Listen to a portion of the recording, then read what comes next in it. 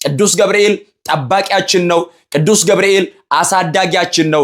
ቅዱስ ገብርኤል ከብዙ እሳት አድኖናል። እኛ ከምናየውም ከማናየውም እሳት አድኖን ጠብቆን ታድጎን ዛሬ ደርሰናል። ዛሬም ቢሆን ቅዱስ ገብርኤል የሚነደውን እሳት እያቀዘቀዘ በጥላቻ የነደደውን እሳት፣ በቂም የነደደውን እሳት፣ በክፋት የነደደውን እሳት ትውልድ እንዳይፋቀር፣ ትውልድ እንዳይስማማ፣ ሰዎች እርስ በርሳቸው በሰላም በፍቅር እንዳይኖሩ በምድራችን ላይ የነደደውን እሳት የሚያቀዘቅዘው ቅዱስ ገብርኤል ነው።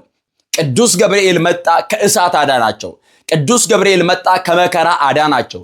ቅዱስ ገብርኤል መጣ፣ እሳቱን ወደ ውሃ ቀየረላቸው። ቅዱስ ገብርኤል መጣ፣ እነዚህን ሶስቱን ከእሳት ታደጋቸው። ቅዱስ ገብርኤልን የምናከብረው፣ ቅዱስ ገብርኤልን የምናስበው እነዚህን ሶስቱን ወጣቶች ከሚነደው እሳት ስላዳናቸው ነው። ከእግዚአብሔር ዘንድ ተልኮ ይመጣል። በህይወታችን ውስጥ የትኛውን ፈተና የትኛውን መከራ ቢመጣ መልአኩ ያቀዘቅዝልናል። ምክንያቱም የእግዚአብሔር መልአክ እግዚአብሔርን በሚፈሩ ሰዎች ዙሪያ ይሰፍራል ያድናቸውማል ተብሎ ተጽፏል።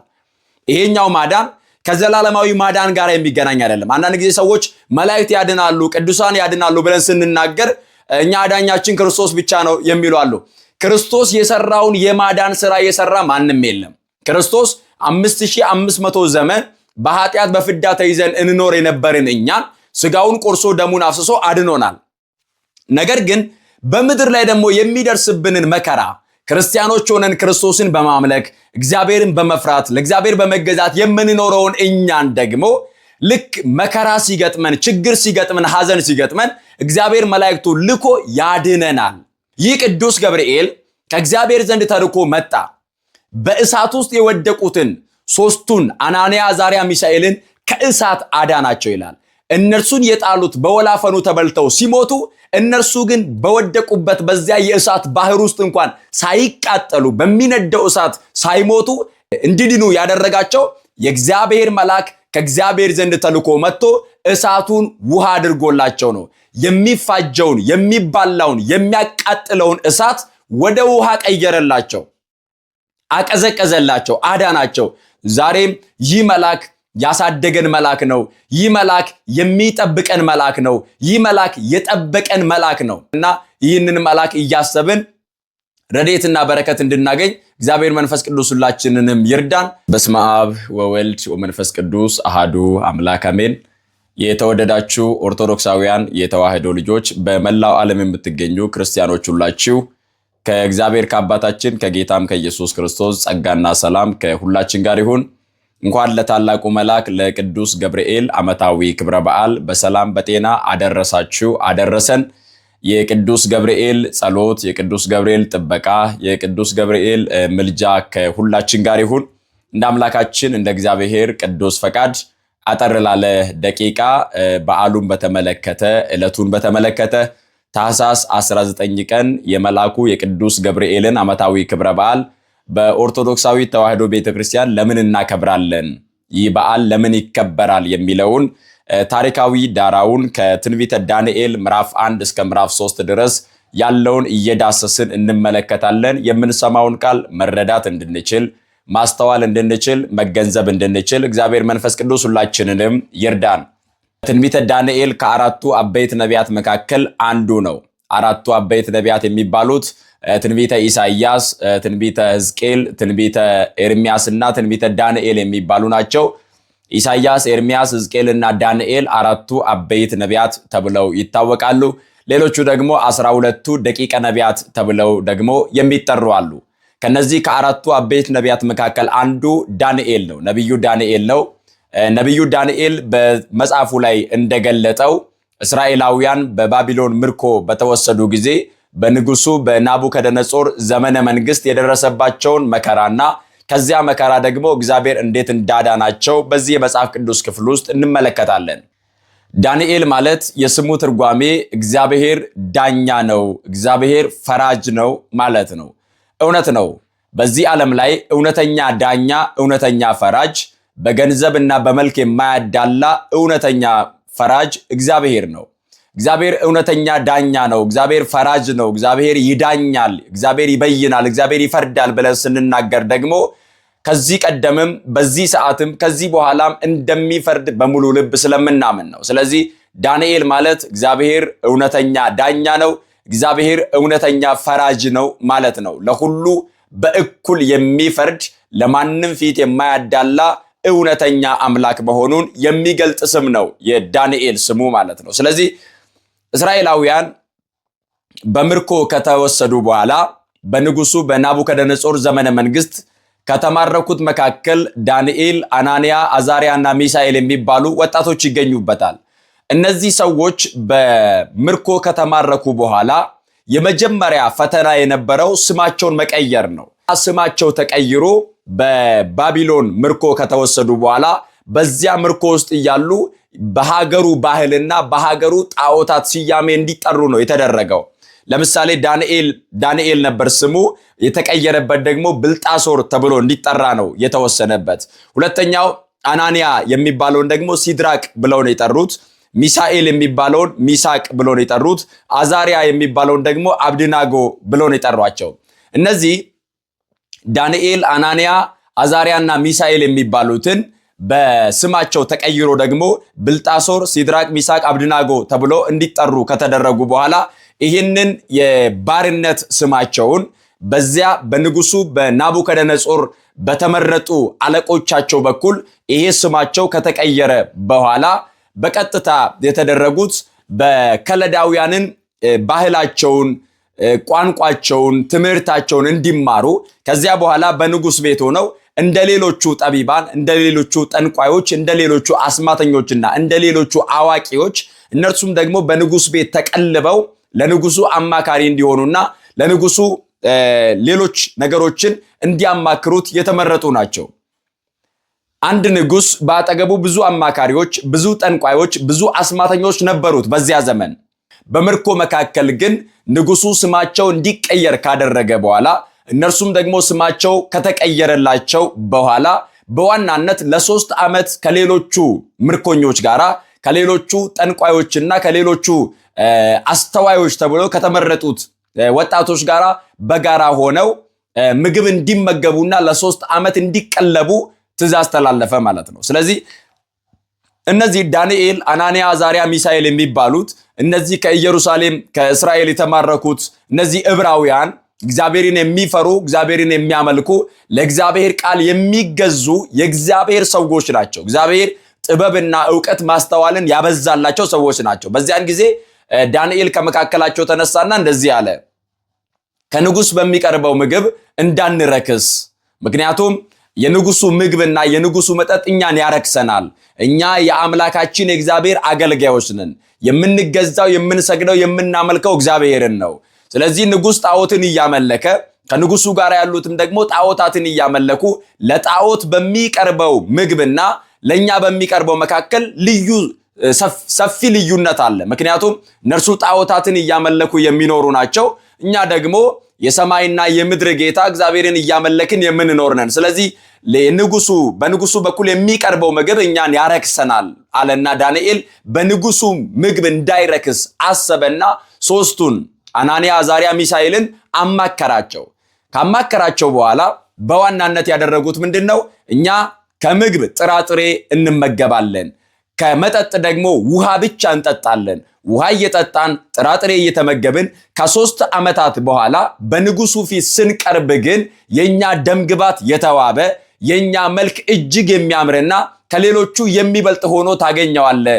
እባክህን እኛ ከንጉሱ የሚቀርበውን ነገር ልንበላ ፈቃደኞች አይደለንም ብሎ ነብዩ ዳንኤል ሶስቱን ካማከረ በኋላ በዚህ ውሳኔያቸው መሰረት ከንጉስ የተመደበላቸውንና የሚጠብቃቸውን የሚመግባቸውን የሚንከባከባቸውን ሰው አሳምኖ ጥራጥሬ እየተመገቡ ውሃ ብቻ እየጠጡ በንጉሱ መጠጥና ምግብ ሳይረክሱ ራሳቸውን ጠብቀው ኖሩ ይላል።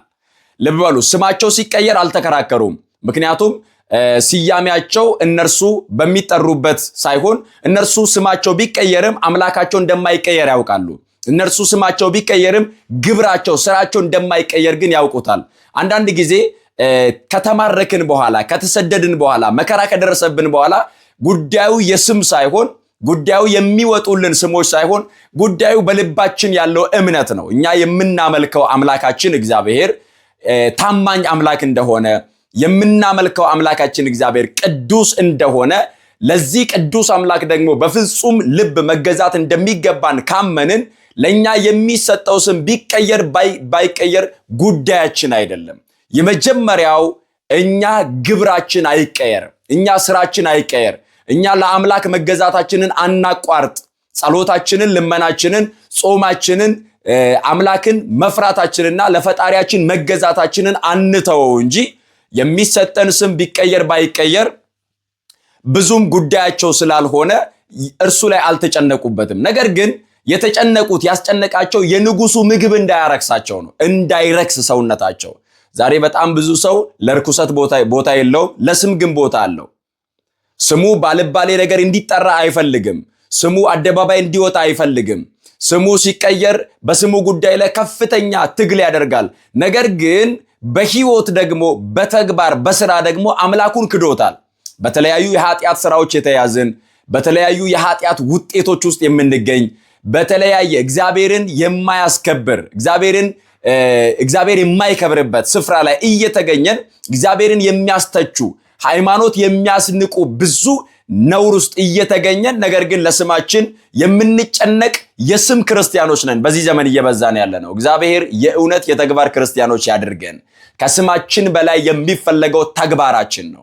ኦርቶዶክሳውያን ሆነን ክርስቲያኖች ሆነን እግዚአብሔር የማይከብርበት ስፍራ እየተገኘን እግዚአብሔር የማይከብርበትን ቃል እየተናገርን ለእግዚአብሔር ሳንገዛ እግዚአብሔርን ሳናከብር እግዚአብሔርን ሳንፈራ እግዚአብሔርን ሳንወደው እግዚአብሔር የማይከብርበትን ብዙ ኃጢአቶችን እየፈጸምን ነገር ግን እኛ ክርስቲያኖች ነን እኛ ኦርቶዶክሳውያንን ብንል ዋጋ የለውም። እግዚአብሔር የሚፈልገው በመጀመሪያ በልባችን ያለውን እምነትና እምነቱን የምንገልጥበትን ህይወት ነው እግዚአብሔር የሚፈልገው። ስለዚህ እምነትን ከሥራ ጋር ማስተባበር ነው የመጀመሪያው ዓላማችን። ስለዚህ ስማቸው ከተቀየረ በኋላ እነ ዳንኤል እና አናንያ አዛርያ ሚሳኤል ምንድን ያደረጉት? በንጉሱ ምግብ መርከስ የለብንም ነው ያሉት።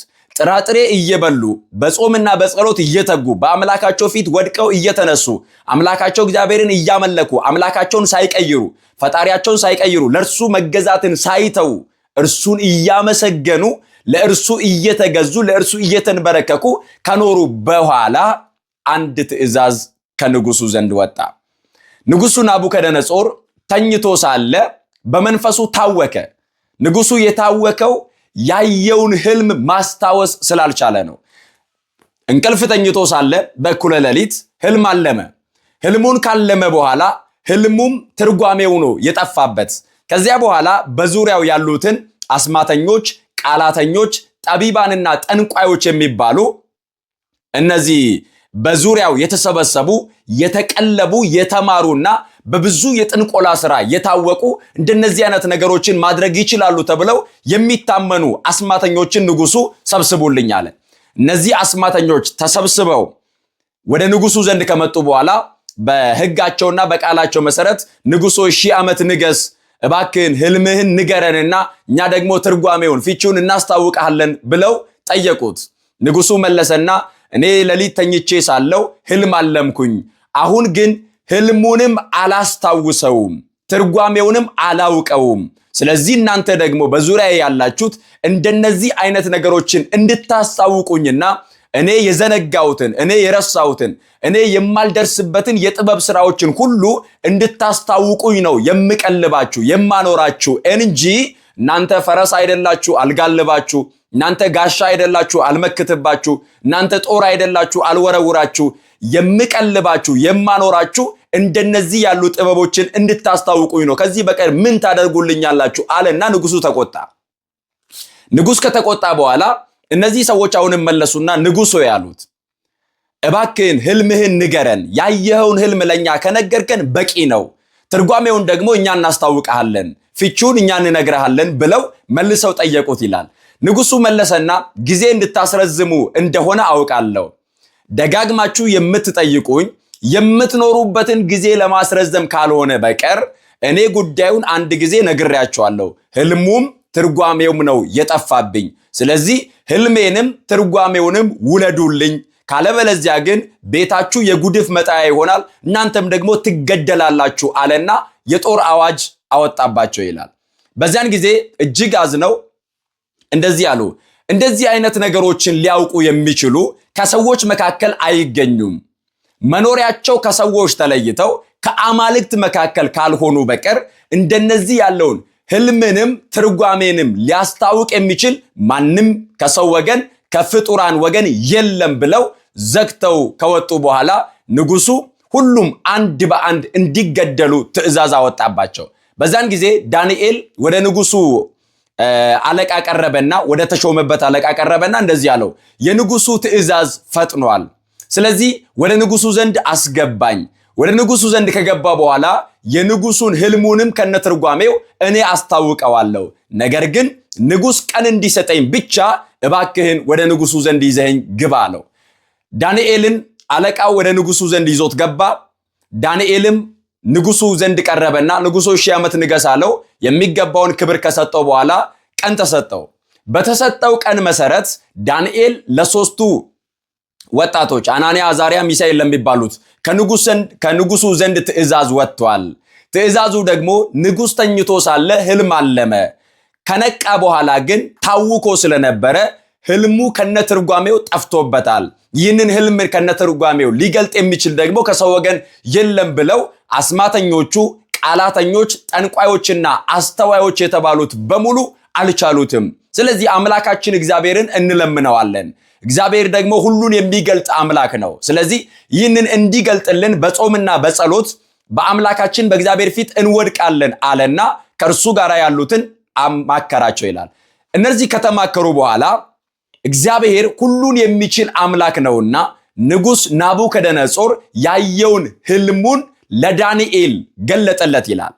ዳንኤል ህልሙ ከተገለጠለት በኋላ እግዚአብሔርን ሲያመሰግን እንደዚህ አለ። እግዚአብሔር ህልሙን ከትርጓሜው ጋር ካስታወቀለት በኋላ እንደዚህ አለ። እግዚአብሔር አለ ጥበብን ለጠቢባን ዕውቀትንም ለአስተዋዮች ይሰጣል። እግዚአብሔር ነገስታትን ያፈልሳል፣ ደግሞ ነገስታትን ያሳልፋል። እግዚአብሔር ነገስታትን ያመጣል፣ ደግሞ ይሽራቸዋል። እንደ ሕዝቅያስ ያሉ ነገስታትን ያስነሳል፣ እንደነ ሰናክሬም ያሉትን ነገስታትን ደግሞ ይሽራል። ደግሞ ጥበብን ለጠቢባን ይሰጣል፣ ዕውቀትንም ለአስተዋዮች ይገልጣል። ለምሳሌ ለዮሴፍ ህልምን የገለጠ የዮሴፍን ህልም ደግሞ ለያዕቆብ የገለጠለት፣ እንዲሁ ደግሞ የፈርዖንን ህልም ደግሞ ለዮሴፍ የገለጠለት እግዚአብሔር ነው። በየዘመኑ ነገስታትን እያስነሳ በየዘመኑ ነገስታትን እያሳለፈ ብርሃንን ከጨለማ ጋር እያፈራረቀ ዕለትን ከዕለት ጋር ወርን ከወራት ጋር የሚያፈራርቅ ዘመንን ከዘመናት ጋር የሚያፈራርቅ እግዚአብሔር ነው። በእርሱ ዘንድ ግን ጨለማ የለም፣ ብርሃን በእርሱ ዘንድ ነው። ስለዚህ ይህ የአባቶቻችን አምላክ እግዚአብሔር ይመስገን፣ እግዚአብሔር ይክበር ይመስገን አለና አምላኩ እግዚአብሔርን አመሰገነ። ይህንን ጥበብ፣ ይህንን ራእይ፣ ይህንን ህልም እግዚአብሔር ገለጠለት። ካመሰገነ በኋላ በቀጥታ ጉዞውን ያደረገው ወደ ንጉሱ ዘንድ ነው። ንጉሱ ጋር ገባ፣ ህልሙን ገለጠለት። በመጀመሪያ ከሰዎች ወገን ቃላተኞች የሆኑ፣ አስማተኞች የሆኑ፣ ጠንቋዮች የሆኑ፣ ህልም ተርጓሚዎች የሆኑ አንተ እንዳየኸው ህልሙን ከትርጓሜው ጋር ሊያመጡ አይችሉም። ነገር ግን ምስጢር የሚገልጥ አምላክ በሰማይ አለ። ይህንን ምስጢር የሚገልጠው እርሱ አምላክ ነው። እርሱ ደግሞ አምላካችን እግዚአብሔር ነው። እርሱ ገልጦልኛል አለ። ይህንን የምነግርህ ግን እርሱ ስለገለጠልኝ ነው እንጂ እኔ ከሌሎቹ ስለበለጥኩ አይደለም አለና ራሱን በትህትና ዝቅ አድርጎ በንጉሱ ፊት ቀረበ ዳንኤል። ዛሬም አምላካችን እግዚአብሔር ምስጢር ከገለጠልን በኋላ አምላካችን እግዚአብሔር ዕውቀትና ማስተዋልን ከሰጠን በኋላ ልክ እንደ ዳንኤል ራሳችንን ዝቅ አድርገን በትህትና ነው ልናገለግል የሚገባው። ካልሆነ ግን ይወሰዳል። እግዚአብሔር ጸጋን የሚሰጥ ነው። ደግሞ ጸጋውን በክብር ያልያዘውን ሰው ደግሞ ይወስድበታል። ጸጋ ነፃ ስጦታ ነው ከእግዚአብሔር የምንቀበለው። እግዚአብሔር ደግሞ መስጠት ብቻ ሳይሆን መቀበልንም ያውቅበታል።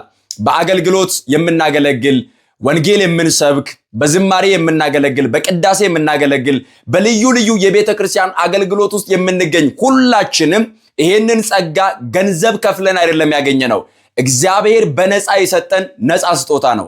ጸጋውን ካከበረን እግዚአብሔር ያከብረናል። ጸጋውን ካክፋፋንና የተሰጠንን ጸጋ ግን በግብዝነት ከተጠቀምነው እግዚአብሔር ይወስድብናል። በጣም ብዙ ሕዝብ የማረኩ ሰዎች ነበሩ። በጣም ብዙ ጸጋ የነበራቸው አንደበተ ርቱዕ የነበሩ በዜማና በቃል የተዋቡ እጅግ ብዙ አገልጋዮች በምድራችን ላይ ነበሩ። ነገር ግን ትዕቢተኞች ሲሆኑ በተሰጣቸው ጸጋ ሲመኩበትና ጸጋውን የሰጠውን ባለቤቱን እግዚአብሔርን ረስተው በተሰጣቸው ነገር ሲኮፈሱና ትዕቢተኞች ሲሆኑ እግዚአብሔር ጸጋውን ወሰደባቸውና አራገፋቸው ይላል። ልብ በሉ ክርስቲያኖች፣ በሕይወታችን ውስጥ በትህትና የማናገለግል ከሆነ በሕይወታችን ውስጥ ራሳችንን ዝቅ አድርገን ለእግዚአብሔር የማንገዛ ከሆነ ከሁሉ በላይ ደግሞ አገልግሎታችንም ጸጋችንም የተሰጠን አሁን ያለንበት ነገር በሙሉ ከእግዚአብሔር የተቀበልነው እግዚአብሔር የገለጠልን ሚስጥር እንጂ ከራሳችን የሆነ ነገር እንዳልሆነ ካላመንን ዛሬ የምንኮፈስበት፣ ዛሬ በትዕቢት ከፍ ከፍ የምንልበት፣ ዛሬ ራሳችንን እንደ ልዩ የምንመለከትበት ነገር በሙሉ የሆነ ዘመን ላይ ባዶ ይሆናል ማለት ነው። የማንደመጥ እንሆናለን። ተናግረን የማንደመጥ፣ በእያንዳንዱ ንግግራችን ውስጥ ሰዎችን የሚጠቅም ሳይሆን ሰዎችን የሚጎዳ፣ ስህተት የማይጠፋው፣ ነቀፋ የማይጠፋው ይሆንብናል። ነገር ግን ጸጋችንን ካከበርን ልክ እንደ ዳንኤል የገለጠልኝ እግዚአብሔር ነው፣ እኔ ከሌሎቹ ስለበለጥኩ አይደለም፣ እግዚአብሔር ገልጦልኝ ነው፣ እግዚአብሔር ረድቶኝ ነው፣ በእግዚአብሔር ቸርነት፣ በእግዚአብሔር እርዳታ፣ በእግዚአብሔር የጸጋ ስጦታ ነው ይህንን ያገኘሁት እንጂ ከሰው ወገን እንደዚህ ያለ ጸጋ ያለው ማንም የለም ብሎ አምላኩን አመሰገነ።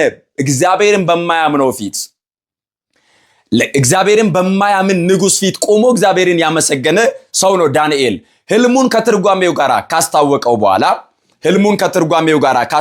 በኋላ ንጉሱ የዳንኤልን ትህትና ተመልክቶ ዳንኤል ህልሙን ሲተረጉምለት ህልሙንም ከመተርጎሙ በፊት ቀድሞ ህልሙን ሲነግረው ንጉሱ የተወሰነ ያውቀዋል፣ ያስታውሰዋል። ንጉስ ላይ ያስታውስ ይችላል ብለው በተራ ፍልስፍና ይሄንን አልሞ ሊሆን ይችላል፣ ይሄንን አይቶ ሊሆን ይችላል ብለው እንዳያታልሉትም ቀድሞ ነግሯቸዋል። ስለዚህ አሁን ዳንኤል ሲነግረው ንጉሱ እያስታወሰ ነው ህልሙን። ከዚያ በኋላ ደግሞ ትርጓሜውን እያንዳንዱን ሲነግረው ንጉሱ በሚገባ ተረዳና በግንባሩ ተደፍቶ ለዳንኤል ሰገደለት ይላል። ለዳንኤል ሰገደለት።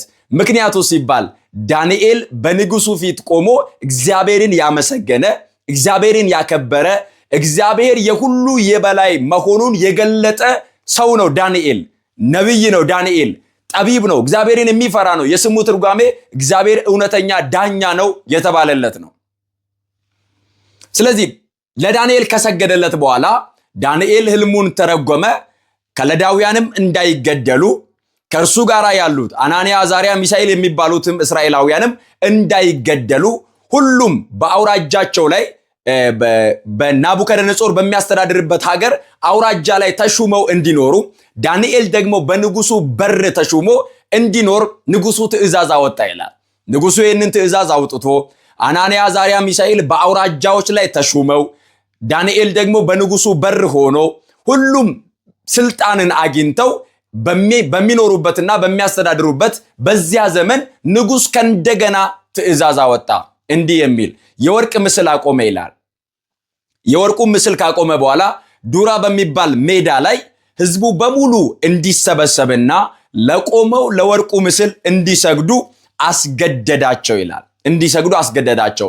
አዋጅ ነጋሪውም እየጮኸ እንደዚህ አለ፣ ወገኖችና አህዛብ በልዩ ልዩ ቋንቋም የምትናገሩ ሆይ የመለከትንና የእምቢልታን የመሰንቆንና የክራርን የበገናንና የዋሽንትን የዘፈንንም ሁሉ ድምፅ በሰማችሁ ጊዜ ተደፍታችሁ ንጉሱ ናቡከደነጾር ላቆመው ለወርቁ ምስል እንድትሰግዱ ታዛቸዋል። ተደፍቶም የማይሰግድ በዚያን ጊዜ በሚነድድ እሳት እቶን ውስጥ ይጣላል።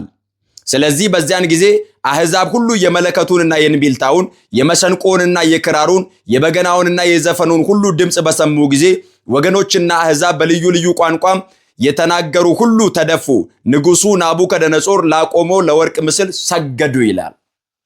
ይሄ አዋጅ ከተነገረ በኋላ ሁሉም ይህንን ድምፅ በሰማ ጊዜ በዱራ ሜዳ ላይ ተሰብስቦ ለወርቁ ምስል ሰገደ። ሁሉም ከሰገዱ በኋላ የወርቁን ምስል ምረቃ መርሃ ግብር ላይ ተገኝተው ወድቀው ሰግደው ካመለኩ በኋላ ነገር ግን በአውራጃ ላይ የተሾሙ አናንያ፣ አዛርያ፣ ሚሳኤል የሚባሉ ሲድራቅ፣ ሚሳቅ፣ አብድናጎም ተብሎ ደግሞ ስማቸው የተቀየረ እነዚህ ዕብራውያን፣ እነዚህ እስራኤላውያን እንዳልሰገዱና እንዳልተንበረከኩ ለወርቁ ምስል ሰግደው እንዳላመለኩ አንድ ወሬ ነጋሪ ለንጉሱ ነገረው። በዚያን ጊዜ ንጉሱ አስጠራቸው። አናንያ፣ አዛርያ፣ ሚሳኤል በንጉሱ ፊት ቀረቡ። ንጉሱ እንደዚህ አላቸው፣ ይህ የምሰማው ነገር እውነት ነውን? እኔ ላቆምኩት ለወርቁ ምስል ያልሰገዳችሁት ለምንድን ነው አላቸው። እነርሱም መለሱና እንደዚህ አሉ፣ ንጉሶ 1000 ዓመት ንገስ። እኛ ሰማይና ምድርን የሚታየውና የማይታየውን የፈጠረውን አምላክ እግዚአብሔርን እናመልካለን። እውነት ነው፣ አንተ ላቆምከው ምስል አልሰገድንም፣ ደግሞም አንሰግድም። እንዳልከው ደግሞ ከእጄ የሚያድናችሁ ማን ነው ብሎ ተናግሮ ነበርና መለሱና የምናመልከው አምላካችን እግዚአብሔር ከሚነደው እሳት ካንተም እጅ ያድነናል። ነገር ግን ንጉሥ ሆይ ባያድነንም እንኳን አንተ ላቆምከው ጣዖት አንሰግድም አሉና እነርሱ የሚሰግዱት እነርሱ የሚያመልኩት እግዚአብሔርን ብቻ እንደሆነ ገልጠው ተናገሩ ይላል። አምላካቸው እግዚአብሔር እንደሆነና የአምልኮት ስግደት የሚገባው የፈጣሪነት ፈጣሪ ስለሆነ ፍጡራን ሁሉ የአምልኮት የመገዛት ስግደት የሚሰግዱት ለእግዚአብሔር ብቻ መሆኑን ገለጡለት። የምናመልከው አምላካችን እግዚአብሔር ከሚነደው እሳት ያድነናል፣ ባያድነንም እንኳን አሉ። ይህ ማለት ምን ማለት ነው? ሰማዕታት ሆነን እንድናልፍ ፈቃዱ እንኳን ቢሆን፣ ምስክሮቹ ሆነን እንድናልፍ ፈቃዱ እንኳን ቢሆን አምላካችን እግዚአብሔር በዚህ መንገድ አምልከ ነው ሃይማኖታችንን ጠብቀን በልባችን የያዝነውን እምነትና እውነት በተግባር ገልጠነው እንድናልፍ እግዚአብሔር ፈቃድ እንኳን ቢሆን አንተ ላቆምከው ጣዖት ግን አንሰግድም አሉ። ዛሬም ማመን የሚገባን የምናመልከው አምላካችን እግዚአብሔር ከሚነደው እሳት ያድነናል። ይሄንን በሙሉ ልብ ነው ማመን የሚገባን። እግዚአብሔር ያድነናል፣ ከመከራ ስጋት ያድነናል፣ ከዚህ ዓለም ጭንቀት ያድነናል፣ ከየትኛውም መከራ ከየትኛውም ፈተና እግዚአብሔር ያድነናል። ሰው ይሄንን በሙሉ ልብ ነው ማመን የሚገባው። እግዚአብሔር ያድነኛል ብሎ ማመን አለበት። ደግሞ በአዲስ ኪዳን ያለንኛ እግዚአብሔር እኮ በረድኤትና በበረከት ብቻ አይደለም ከኛ ጋር ያለው ከድንግል ማርያም ከመቤታችን ከቅድስት ድንግል ማርያም ከስጋዋ ስጋ ከነፍሷ ነፍስ ነስቶ ፍጹም ዘመዳችን ሆኖ በስጋ ተገልጧል። ስለዚህ በባርነት የታሰርን እኛ በሞት ፍርሃት የታሰርን እኛን ሁላችንንም በስጋና በደም ተካፍሎ ዘመዳችን ሆኖ አድኖናል፣ ያድነናል እግዚአብሔር። አንድ ክርስቲያን መከራ ሲገጥመው፣ አንድ ክርስቲያን ፈተና ውስጥ ሲገባ፣ አንድ ክርስቲያን ከዚህ ዓለም ከሰማይ በታች በዚህ ዓለም ውስጥ የትኛውም ፈተና የትኛውም መከራ በሕይወቱ ቢገጥመው በመጀመሪያ ደረጃ መናገር የሚገባው እግዚአብሔር ያድነኛል፣ የማመልከው አምላክ እግዚአብሔር ያድነኛል። እኛ አምልኮታችንም የታይታ ሆነ፣ አምልኮታችንም የስም ሆነ፣ አምልኮታችንም በልብስ የተሸፈነ ሆነና ከልብ የማናመልክ ስለሆንን ነው በመከራ የምንፈራው። እነዚህ ግን በልባቸውም ጭምር አምላኪዎች ስለሆኑ አምላካቸው እግዚአብሔርን የሚያመልኩ በልባቸው የሚገዙለት በልባቸው የሚንበረከኩለት በትህትና የሚገዙለት አምላክ ስለሆነ እንደሚያድናቸው ያውቃሉ። ስለዚህ እንደዚህ አሉ፣ የምናመልከው አምላካችን እግዚአብሔር ከሚነደው እሳት ከእጅህ ያድነናል፣ ባያድነንም እንኳን ምስክሮች ሆነን እንድናልፍ ሰማዕታት ሆነን እንድናልፍ ፈቃዱ እንኳን ቢሆን አንተ ላቆምከው ጣዖት ግን አንሰግድም አሉ ይላል። ከዚያ በኋላ ቀድሞ ከሚነድበት እሳቱ እቶን የሚባለው እሳት ቀድሞ ከሚነድበት 7 እጥፍ እንዲነድ ንጉሡ አዋጅ አወጣ ይላል።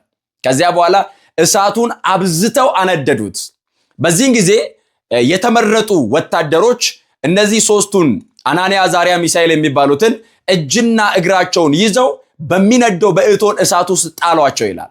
ከዚያ በኋላ ግን እነዚህ ሶስቱ ወጣቶች ሳይቃጠሉ የልብሳቸው ጫፍ እንኳን ሳይቃጠል የመላእክት አለቃ ቅዱስ ገብርኤል ከሰማይ እየበረረ መጣና እሳቱን ወደ ውሃ ቀየረላቸው፣ አቀዘቀዘላቸው። የልብሳቸው ጫፍ የፀጉራቸው ጫፍ እንኳን ሳይቃጠል እነርሱን ወደ እሳት የጣሉት ግን የእሳቱ ወላፈኑ በልቶ ገደላቸው ይላል።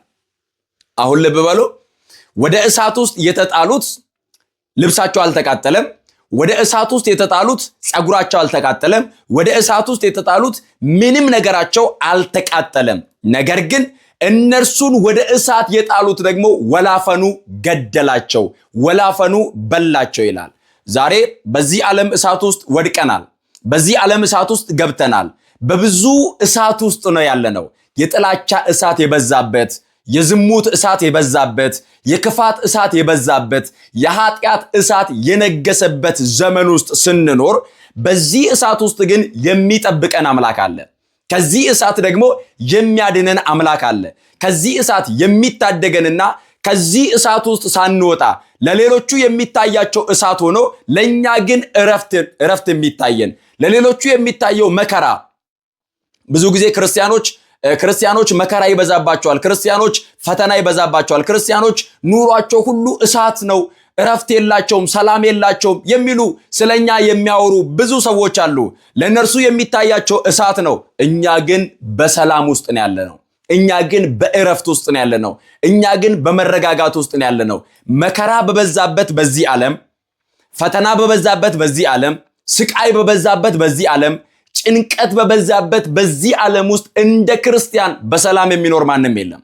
እንደ ክርስቲያን በእረፍት የሚኖር ማንም የለም። ሚስጥሩ ለምን መሰላችሁ? ክርስቲያን ከሞት በኋላ ሕይወት እንዳለ ያምናል። ክርስቲያን ከመቃብር በኋላ ትንሣኤ እንዳለ ያምናል።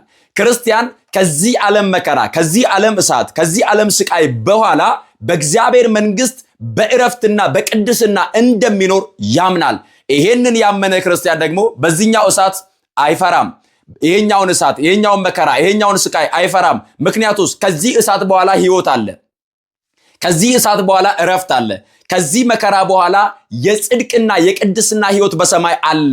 እኛ ራሳችንን የምንጠብቀው፣ እኛ ሁልጊዜ በጸሎት የምንተጋው ከዚህኛው እሳት እግዚአብሔር እንዲጠብቀን ብቻ አይደለም፣ ከሁለተኛው ሞት፣ ከሁለተኛው እሳት እንዲጠብቀን ነው። ለዚህ ነው መጽሐፍ ራዕየ ዮሐንስ ምዕራፍ 21 ከቁጥር 8 ጀምሮ እንዲህ ይላል። ራዕየ ዮሐንስ ምዕራፍ 21 ከቁጥር 8 ጀምሮ ዳሩ ግን የሚፈሩና የማያምኑ የርኩሳንም የነፍሰ ገዳዮችም የሴሰኛዎችም የአስማተኛዎችም ጣዖትንም የሚያመልኩ የሐሰተኛዎችም ሁሉ እድላቸው በዲንና በእሳት በሚቃጠል ባህር ነው፣ ይሄውም ሁለተኛው ሞት ነው ይላል። ሁለተኛው ሞት በእኛ ላይ ስልጣን እንዳይኖረው በዚህ ባለንበት ዓለም እሳቱን ሳንፈራ፣ መከራውን ሳንፈራ፣ ስቃዩን ሳንፈራ ልክ እንደነዚህ ሶስቱ ወጣቶች የምናመልከው አምላካችን ከሚነደው እሳት ያድነናል። ማምለክ ያስፈልጋል። ማምለክ ማለት መገዛት ያስፈልጋል ለእግዚአብሔር። እኛ የአንደበት አምላኪዎች ስለሆንን፣ የንግግር አምላኪዎች ስለሆንን፣ በአፍ ብቻ የምናመልክ ስለሆንን፣ አንዳንድ ጊዜ ደግሞ የጊዜና የወቅት አምላኪዎች፣ የሆነ ሰዓት ላይ እግዚአብሔርን የምንፈራ፣ እግዚአብሔርን የምናመልክ፣ ሲሳካልንና ሲሞላልን ደግሞ ያንን የረዳንን አምላክ እግዚአብሔርን ትተነው የተቀበልነውን ስጦታ የምናመልክ፣ ገንዘባቸውን የሚያመልኩ፣ ልጆቻቸውን የሚያመልኩ፣ ስራቸውን የሚያመልኩ፣ ደምግባታቸውን የሚያመልኩ፣ የተሰጣቸውን የሚያመልኩ ሰዎች ሰጪውን ረስተውታል። ከዚህ የተነሳ መከራ ሲገጥማቸው ይወድቃሉ። ነገር ግን በከፍታም ቢሆን በዝቅታ፣ በማግኘትም በማጣትም፣ በመከራም በደስታም ሁልጊዜ እግዚአብሔርን ማምለክ ያስፈልጋል። ከሐዋርያትም አገልግሎት የምንማረው ይህንን ነው። ሁልጊዜ ደስተኞች ናቸው። እየተገረፉ ደስተኞች ናቸው። እየተሰቃዩ ደስተኞች ናቸው። የትኛውን መከራ እየደረሰባቸው ደስተኞች ናቸው። ቅዱስ ጳውሎስ ሁልጊዜ በጌታ ደስ ይበላችሁ፣ ደግሜ እላለሁ ደስ ይበላችሁ ያለው ይህንን ነው። በጌታ ደስ ይበላችኋል። የደስታ መሰረቱ ጌታ ነው፣ እግዚአብሔር ነው። በእርሱ ደስ ይበላችሁ። በእርሱ ደስ የሚለው ሰው፣ እርሱን የደስታ መሰረት ያደረገ ሰው ደግሞ በየትኛው መከራ ውስጥ እርሱ በሰላም ይኖራል። ወደ እሳት ተጣሉ። እሳት ውስጥ ሆነው እነርሱ የእሳቱ ጉልበት፣ የእሳቱ ኃይል በሰባት እጥፍ እንዲነድ የታዘዘው የእቶን እሳት እንኳን እየነደደ እነርሱን አልበላቸውም። የጣሏቸው ግን በእሳቱ ሳይሆን በእሳቱ ወላፈን ተበልተው ሞቱ ይላል፣ ተገደሉ። የእሳቱ ወላፈን ነው በልተው የገደላቸው። ስለዚህ ንጉሥ ናቡከደነጾር እንደዚህ አለ፣ እነሆ የምመለከተው የጣልናቸው ወደ እሳቱ የተወረወሩት 3 ናቸው። እኔ ግን 4ኛ ሰው በመካከላቸው ሲመላለስ አያለው። መልኩ ደግሞ የአማልክትን ልጅ ይመስላል አለ ይላል። ከዚያ በኋላ ወደ እሳቱ ቀረብ አለ። ሲመለከት አናንያ፣ አዛርያ፣ ሚሳኤል የሚባሉ 3ቱ ጸጉራቸው ሳይቃጠል፣ ልብሳቸው ጫፍ ሳይቃጠል፣ ምንም ሳይሆኑ ከእሳቱ ውስጥ ወጡ ይላል። ከዚያ በኋላ ናቡከደነጾር እንደዚህ አለ። ትንቢተ ዳንኤል ምዕራፍ 3 ቁጥር 28 ላይ ናቡከደነጾርን መልሶ መልአኩን የላከ ከአምላካቸውም በቀር ማንንም አምላክ እንዳያመልኩ ለእርሱም እንዳይሰግዱ ሰውነታቸውን አሳልፈው የሰጡትን የንጉሱን ቃል የተላለፉትን በእርሱ የታመኑትን ባሪያዎቹን ያዳነ የሲድራቅና የሚሳቅ የአብድናጎም አምላክ ይባረክ አለና እግዚአብሔርን አመሰገነ ይላል። ቅዱስ ገብርኤልን የምናከብረው ቅዱስ ገብርኤልን የምናስበው እነዚህን ሶስቱን ወጣቶች ከሚነደው እሳት ስላዳናቸው ነው። ከእግዚአብሔር ዘንድ የተላከ መልኩ የአማልክት ልጅ ይመስላል የተባለ ይህ ከእግዚአብሔር ዘንድ ተልኮ የመጣ በእግዚአብሔር ፊት የሚቆመው ቅዱስ ገብርኤል ነው። የሉቃስ ወንጌል ምዕራፍ 1 ቁጥር 19 ላይ ራሱ ቅዱስ ገብርኤል ሲናገር ምን አለ? እኔ በእግዚአብሔር ፊት የምቆመው ገብርኤል ነኝ ብሎ ተናግሯል። እግዚአብሔርን የማመሰግነው ቅዱስ ቅዱስ ቅዱስ እያሉ እግዚአብሔርን የሚያመልኩ እግዚአብሔርን የሚያከብሩ እግዚአብሔርን የሚያመሰግኑ ከሊቃነ መላእክት መካከል አንዱ ቅዱስ ገብርኤል እኔ ነኝ፣ በእግዚአብሔር ፊት የምቆመው እኔ ገብርኤል ነኝ አለና ተናግሯል። ስለዚህ ይህ ቅዱስ ገብርኤል ከእግዚአብሔር ዘንድ ተልኮ መጣ። በእሳት ውስጥ የወደቁትን ሶስቱን አናንያ፣ አዛርያ፣ ሚሳኤልን ከእሳት አዳናቸው ይላል። እነርሱን የጣሉት በወላፈኑ ተበልተው ሲሞቱ እነርሱ ግን በወደቁበት በዚያ የእሳት ባህር ውስጥ እንኳን ሳይቃጠሉ በሚነደው እሳት ሳይሞቱ እንዲድኑ ያደረጋቸው የእግዚአብሔር መልአክ ከእግዚአብሔር ዘንድ ተልኮ መጥቶ እሳቱን ውሃ አድርጎላቸው ነው። የሚፋጀውን የሚባላውን የሚያቃጥለውን እሳት ወደ ውሃ ቀየረላቸው፣ አቀዘቀዘላቸው፣ አዳናቸው። ዛሬም ቢሆን ቅዱስ ገብርኤል የሚነደውን እሳት እያቀዘቀዘ በጥላቻ የነደደውን እሳት፣ በቂም የነደደውን እሳት፣ በክፋት የነደደውን እሳት ትውልድ እንዳይፋቀር፣ ትውልድ እንዳይስማማ፣ ሰዎች እርስ በርሳቸው በሰላም በፍቅር እንዳይኖሩ በምድራችን ላይ የነደደውን እሳት የሚያቀዘቅዘው ቅዱስ ገብርኤል ነው። ከእግዚአብሔር ዘንድ ተልኮ ይመጣል። በህይወታችን ውስጥ የትኛውን ፈተና የትኛውን መከራ ቢመጣ መልአኩ ያቀዘቅዝልናል። ምክንያቱም የእግዚአብሔር መልአክ እግዚአብሔርን በሚፈሩ ሰዎች ዙሪያ ይሰፍራል ያድናቸውማል ተብሎ ተጽፏል። ይሄኛው ማዳን ከዘላለማዊ ማዳን ጋር የሚገናኝ አይደለም። አንዳንድ ጊዜ ሰዎች መላእክት ያድናሉ፣ ቅዱሳን ያድናሉ ብለን ስንናገር እኛ አዳኛችን ክርስቶስ ብቻ ነው የሚሉ አሉ። ክርስቶስ የሰራውን የማዳን ስራ የሰራ ማንም የለም። ክርስቶስ 5500 ዘመን በኃጢአት በፍዳ ተይዘን እንኖር የነበርን እኛን ስጋውን ቆርሶ ደሙን አፍስሶ አድኖናል። ነገር ግን በምድር ላይ ደግሞ የሚደርስብንን መከራ ክርስቲያኖች ሆነን ክርስቶስን በማምለክ እግዚአብሔርን በመፍራት ለእግዚአብሔር በመገዛት የምንኖረውን እኛን ደግሞ ልክ መከራ ሲገጥመን፣ ችግር ሲገጥመን፣ ሐዘን ሲገጥመን እግዚአብሔር መላእክቱ ልኮ ያድነናል። ቅዱስ ገብርኤል መጣ፣ ከእሳት አዳናቸው። ቅዱስ ገብርኤል መጣ፣ ከመከራ አዳናቸው። ቅዱስ ገብርኤል መጣ፣ እሳቱን ወደ ውሃ ቀየረላቸው። ቅዱስ ገብርኤል መጣ፣ እነዚህን ሶስቱን ከእሳት ታደጋቸው። ዛሬም ይህ መልአክ ያሳደገን መልአክ ነው። ይህ መልአክ የሚጠብቀን መልአክ ነው። ይህ መልአክ የጠበቀን መልአክ ነው። ቅዱስ ገብርኤል ጠባቂያችን ነው። ቅዱስ ገብርኤል አሳዳጊያችን ነው። ቅዱስ ገብርኤል ከብዙ እሳት አድኖናል። እኛ ከምናየውም ከማናየውም እሳት አድኖን ጠብቆን ታድጎን ዛሬ ደርሰናልና ይህንን መልአክ እያሰብን ረድኤትና በረከት እንድናገኝ እግዚአብሔር መንፈስ ቅዱስ ሁላችንንም ይርዳን። ወስብሐት ለእግዚአብሔር። ይቆየን።